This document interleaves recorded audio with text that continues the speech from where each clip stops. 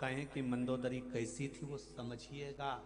संतों ने हाथ में जल लिया और उस मधुरा मेंढक जो मर चुका था उस पर जल छोड़कर कहा कि जा, तुझे हम जीवित करते हैं। और संत साधु वैसे ही नहीं छोड़ देते, गुरु ऐसे ही नहीं छोड़ देते।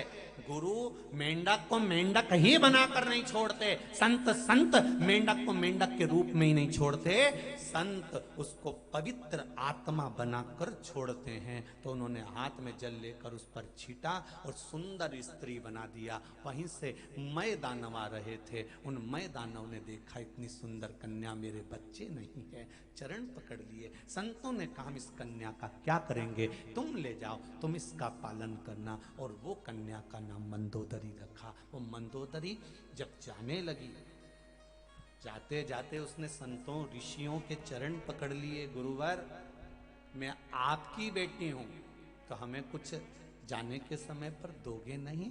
तो ऋषियों ने कहा, ए बेटा मंदोदरी, हम तुम्हें आशीर्वाद देते हैं, जब जब कोई मार्ग से भटकेगा, चाहे तेरा बेटा हो, चाहे तेरा पति हो, चाहे तेरा पिता हो, चाहे तेरा भाई हो, चाहे तेरी बहन हो, मार्ग से जब भटकेगा मंदोदरी, तुझे किसी गुरु के पास जाने की जरूरत नहीं पड़ेगी। ये सप्त ऋषियों का ज्ञान तेरी बुद्धि में रहेगा और तू उन ऋषियों के ज्ञान से सबको ज्ञान देती रहेगी। तू साधारण नहीं रहेगी, तू साधारण नहीं है।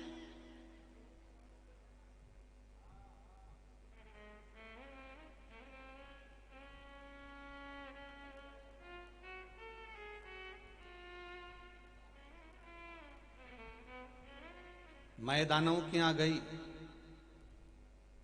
हेमा अप्सरा ने उसका पालन पोषण करा। मैं दानव माता हेमा बड़ी सुंदर थी,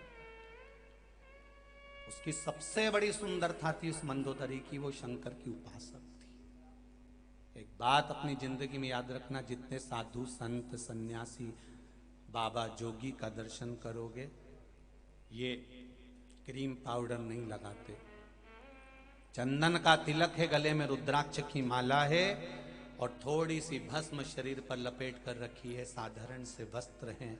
उसके बाद भी आप देखना कि संत की सुंदरता अपने आप बढ़ती चली जाती है, क्योंकि वो शंकर की भक्ति में डूबे। जो नारी, जो बेटी